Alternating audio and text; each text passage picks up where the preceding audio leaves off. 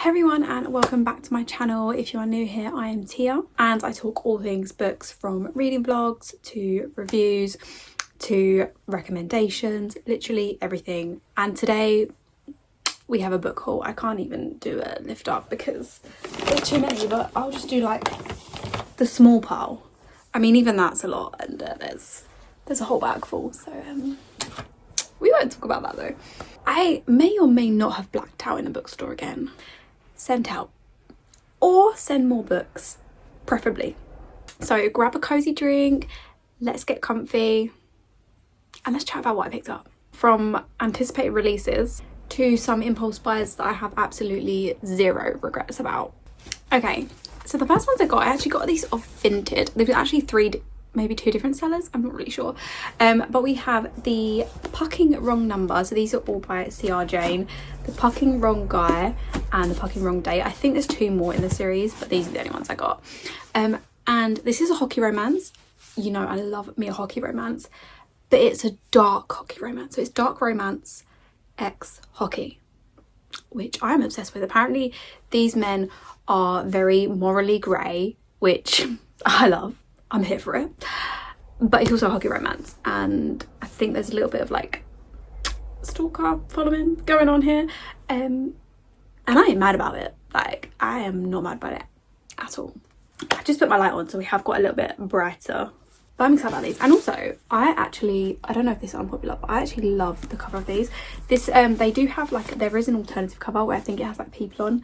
I didn't really like those. I'll just see if I can find it. I can't actually remember what it looks like, to be honest, but these are so cute, and I cannot fucking wait to read these.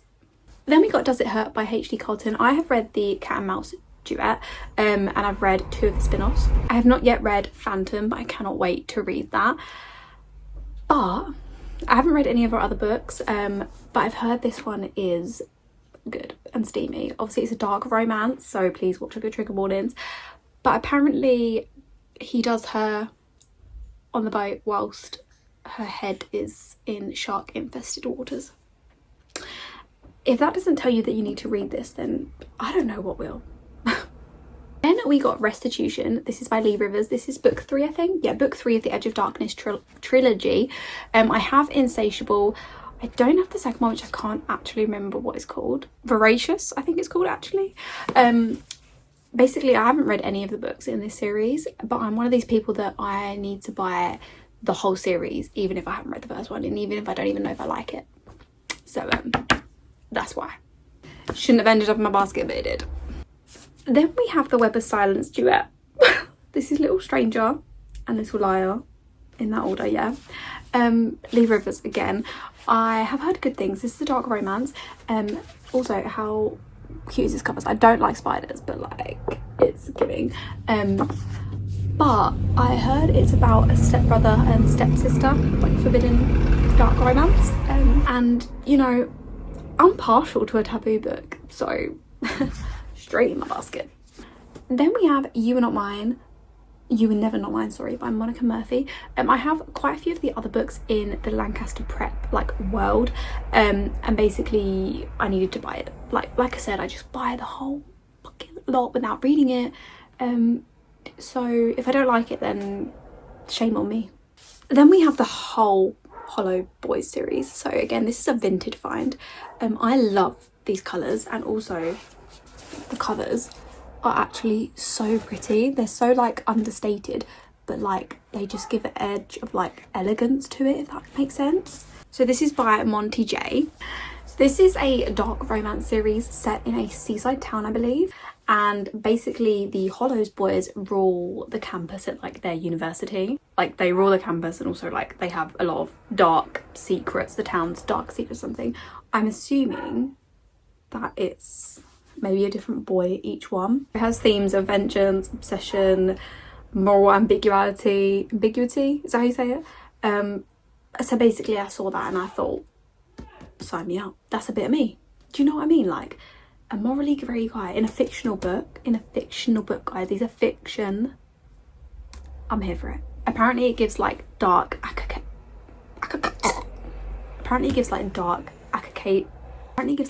academia vibes, which I'm here for. Then we had to get a anticipated release, so Rewind It Back by Liz Tomford. This came out last week, I think it is, from when I'm filming. I have all of the books in the Windy City series.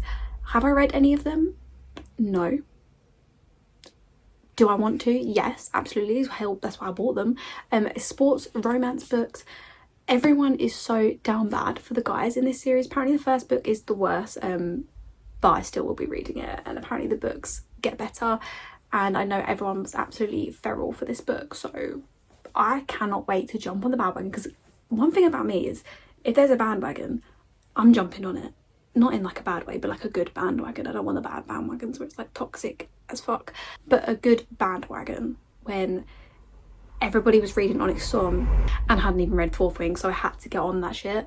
Same with Fearless was coming out, so of course I had to quickly go through Powerless. And now this has come out, so now I need to read this. Then I got The Light That Blinds Us by Andy Darcy Theo. Basically some of my BookTok friends were reading the second book in the series because it has recently come out. I bought the second book. Obviously I didn't have the first book and I haven't read the first book, so I needed to get it to be able to read the second book. So that was my thought process of this. And then we have Crown of Midnight by Sarah J Maas. Also, these stickers, I don't need to know that there's over 25 million copies sold. Like, I don't need to know. Put it on the inside of the book or something, like in there, but like not on the front, please. Like, that's ruining my aesthetic. But basically it was just the only Sarah J Maas one that I didn't have that I needed for a series. So I'm also I'm on the last book of Akatar, guys.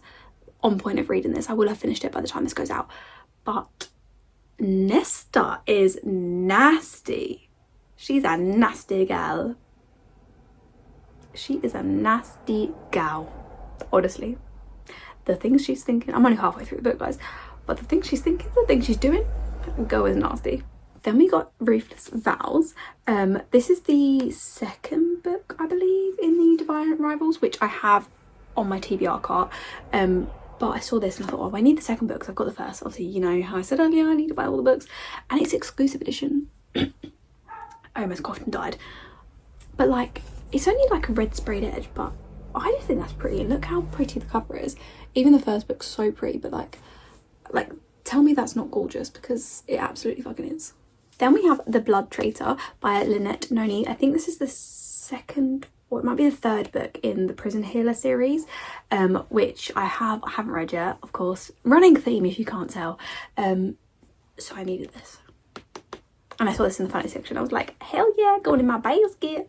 I'm not really a fan of the cover, but you know, you win some, you lose some. Then I got the first 8 books in the Perfectly Imperfect series, which is a dark romance. If anyone knows the BookToker Larry, basically she did a video with her mum who reads a lot of dark romances, and she was saying about them, and she said about this series, which I think is longer, but these are just the first 8, and yeah, really, really screamed to my soul when I had to get these. The only thing I'm realising now is the first 7 I got from one person, and the 8th one I got from the other. You can already tell by the spine it's completely different. Oh, stunning. Not stunning. Not stunning. And the rest are like that, they're all just hands. And this one. Actually, I can get behind that one. That's some good looking hands, and this one too. But I mean, damn, give me a man's hands. I don't want the woman's hands on there. Holy shit, they don't even got a face. Okay. But the last book is the prettiest, so now I'm sad because I probably should have got like that version, and also they're like different sizes, and that's gonna really, really bug me. But it is what it is. We can't take it back now, guys. So the series is a mafia romance series. Do you want me to hold these up? They're really, really heavy. That features the Russian and Italian mafias, and each book is a different couple. Like I said, I think there is more books. So as far as I'm aware, there's 11 books in total, and they all have like different tropes. So I think we've got a bit of everything for everyone. So there's like an enemies to lovers, fake marriage, age gap, a scarred hero, a mute heroine, how do you say that? Again, arranged marriage seems to be a theme here. More age gaps, more arranged marriages. Yeah, a lot of arranged marriages. Amnesia trope. Okay, I've not read anything with that.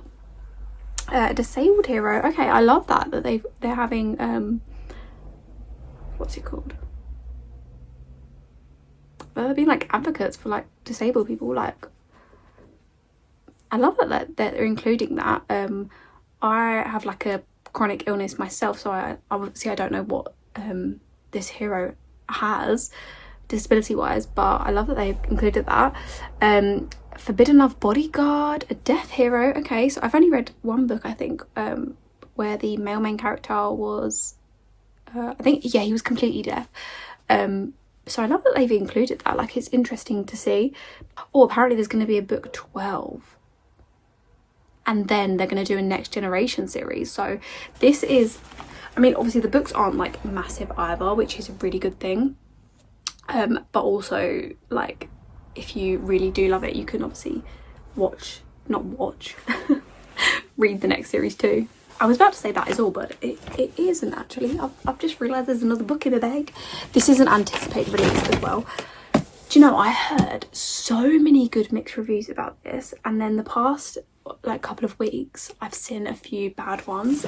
Not bad ones, but like people just weren't enjoying it as much as they thought they were going to, which is like perfectly okay. But yeah, just I thought I'd buy it anyway though, because it's an anticipated release. This is Silver Elite by Danny Francis, apparently like a dystopian, giving like Divergent type vibes. I can't wait to read this actually. I'm very excited about it. It's obviously quite a hefty book. So if I don't like it, it's going to be a bit annoying to have to finish that. But the cover is really pretty though. So it has on the front like Trust No One, and I like these little like, I don't know what you'd call them, like vine, like it's giving like lightning strikes type thing. And then on the side you have sort of like the same with the author's name and obviously the title of the book. Yeah, so apparently it's like a dystopian book about like modified people. I don't know if that means they have like powers or anything like that. To be honest, I am going to be going into this completely blind. Other than reading the blurb, I'm not really going to do much research on it, just because I want to form my own opinion, and also just, yeah, just go in for the vibes really. Thank you guys so much for watching my book haul. I'm sure there'll be many more, because I'm actually going to go to Bookstagram this weekend, because there's a new book I want out, which is the second in the series. I have actually read the first one in this one and I actually loved it. It's Caught Up by Nevessa Allen. This came out today, actually, the 10th of June. This is when I'm filming this. This will probably be up way later because I've got so many book hauls filmed. But thank you guys so much for watching. Don't forget to hit like and hit subscribe if you enjoyed this. And thank you guys for hanging out with me in my cozy little book corner, and I can't wait to see you guys next time.